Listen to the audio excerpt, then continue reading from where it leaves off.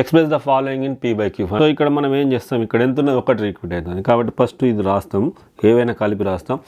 ఎన్ని అవుతున్నాయి రికరింగ్ ఒకటి కాబట్టి 9 అంటే దాని వాల్యూ వచ్చేసి 1 అన్నట్టు. నెక్స్ట్ ఇక్కడ 2 రికరింగ్ అవుతున్నాయి, అంటే డెసిమల్ తర్వాత 3 ఉన్నాయి రైట్ సైడ్, కానీ 2 మళ్ళీ రిపీట్ అవుతున్నాయి కాబట్టి ఫస్ట్ అయితే అన్నీ కలిపి రాస్తాం. అంటే 729 మైనస్ ఏదైతే రికరింగ్ కాదు అంటే రిపీట్ కాదు దాన్ని మైనస్ చేయాలి బై 7.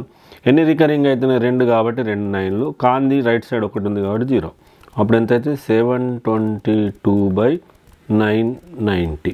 ఇది చూస్తే ఫస్ట్ మొత్తం అన్నీ కలిపి రాయాలంటే 1228 మైనస్ మొత్తం తీసేయాలంటే 122 అంటే 122ను మైనస్ చేసి, సో డెసిమల్ తర్వాత రికరింగ్ అయ్యేది ఒకటి ఉంది కాబట్టి ఒక 9, అది కాక ఇంకెన్ని డెసిమల్ తర్వాత ఒకటి ఉంది కనుక 0.